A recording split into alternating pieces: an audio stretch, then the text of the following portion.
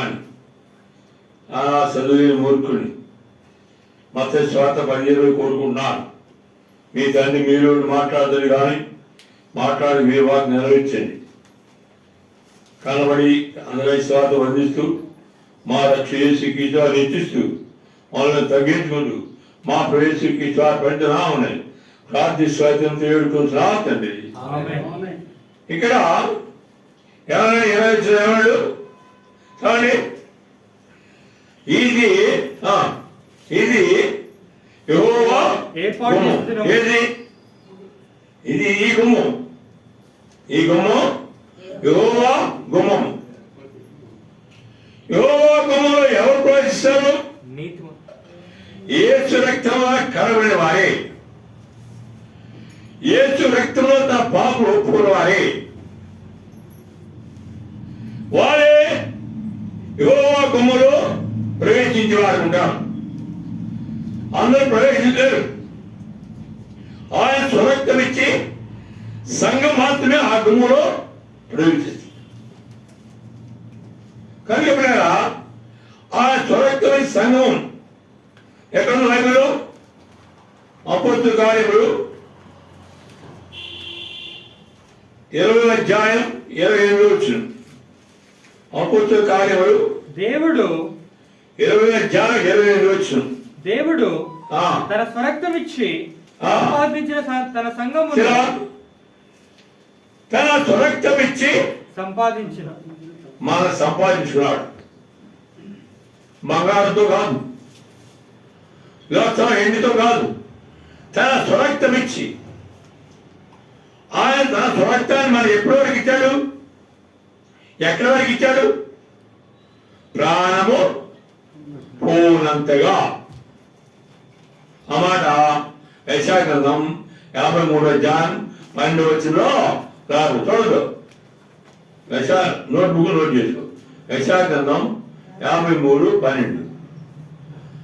ప్రాణము పోనంతగా ఆయన మానవ కొరకే తన రక్తము దానం పొందిను. ఆ ఎత్తైన కొండ మీద, ఆ కల్వరి కొండ మీద ఆయన మానవ కొరకే శివున్నాడు. ఎన్నో కొండలు ఉన్నాయి. అక్కడే ఆ ఎత్తైన కొండ ఎందుకు చేయబడా? ఆ ఎత్తైన కొండ మీద ఎందుకు చేయడాలంటే 4 దిక్కుల ప్రజలు ఆ కొండ మీద ఆ యేసు శిలువను చూసి రక్షింపడవారిని. యెషయా గ్రంథం 40:22 ఏమంటే భూదిగంతో నివాసారా యేసుని చూసి రక్షణ పొందినట్టు. అందుకే యేసు గారు ఆ కల్వరి పెద్ద కొండ పైన మానవుడికి శ్రీపడ్డాడు. కనుక పిల్లరా, నీతిమంతులు ఆ స్వరత్వంతో కొనబడిన వారు, ఆ స్వర సంపాదించిన వారు మాత్రమే యెహోవా గుమ్మలో ప్రవేశించేవారు ఉంటారు. అందరూ ప్రవేశించారు. ఆ తర్వాత 24 యెహోవా ఏర్పాటు చేసిన దినం. కాబట్టి ఈ దినము యెహోవా ఏర్పాటు చేసిన దినం. నిర్మాకాండం 20వ అధ్యాయం 11వ వచనం. బైబిల్ చదివితేనే త్వరగా చేయగలరు. ఎట్లా ఉందంటే మీరు ఇక్కడ ఇని బైబిల్ ఎత్తుకెళ్ళి మళ్ళా మన వారాన్ని తెలిసి వస్తూ ఉన్నారు మీరు. 20వ అధ్యాయం 11వ వచనం. 6 దినములలో యెహోవా ఆకాశమును భూమియు సముద్రమును వాటిలో సమస్తమును సృష్టించి 7వ దినమున విశ్రమించెను. అందుచేత యెహోవా విశ్రాంతి ఆశీర్వదించి దాన్ని పరిశుద్ధపరచెను. కనుక ఆ విధంగా ఈ యొక్క యెహోవా ఏర్పాటు చేసిన దినము దీని మనం ఉత్సహించి సంతోషించడం. ఇప్పుడు ఎవరు ప్రవేశిస్తారని చూసుకుని ముగించేద్దాం. యెషయా గ్రంథం 35వ అధ్యాయం రండి. 30వ అధ్యాయం 9వ వచనం 2వ లైన్ చదవండి.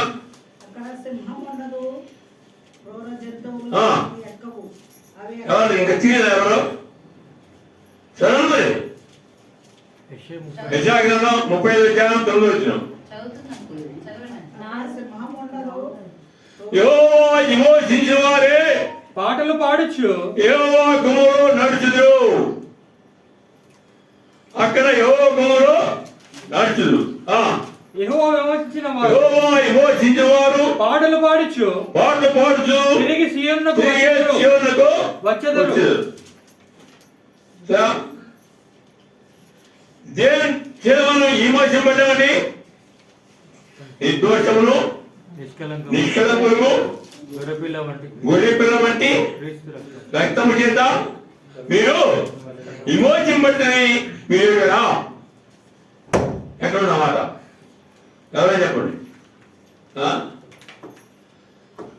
ఏదైనా ముసలోళ్ళు చెప్పలేరు, పొడుసోళ్ళు చెప్పలేరు, వచ్చోళ్ళు చెప్పలేరు, ఇంకెవరు చెప్తారా?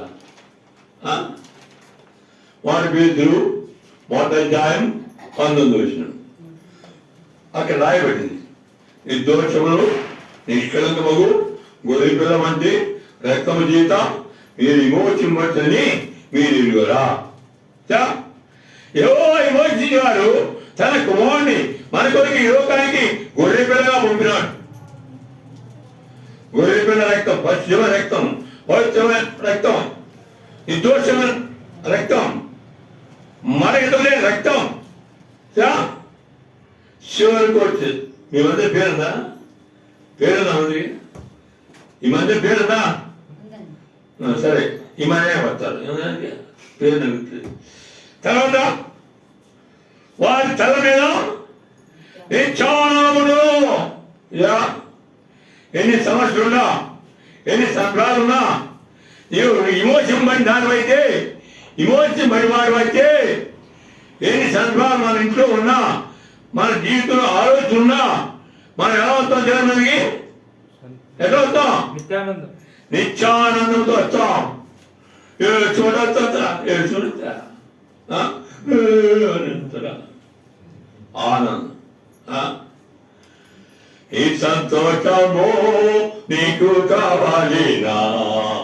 ఈ సంతోషము నీకు కావాలినా? ఈ సంతోషము నీకు కావాలినా? నేనే యేసులో దాగురము. పాడదే పాడుతున్నారు బాగా. గాలి ఏముంది? గూలి.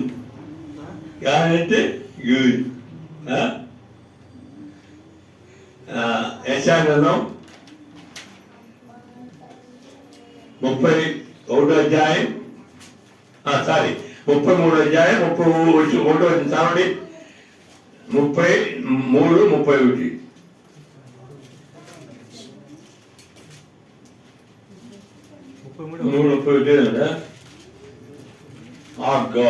ఇక్కడ పక్కన ఉందిగా.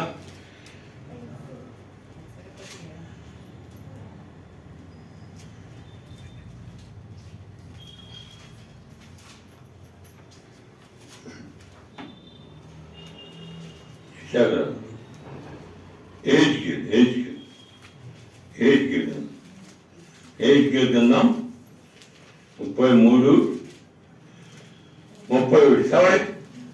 33 నా జనులు రాదగిన విధముగా వారు నా వద్దకు వచ్చి నా జనులైనట్టుగా నీ ఎదుట కూర్చుండి మాటలు విందురు గాని నీ మాటలు ఇందురు అనేవాడు కదా.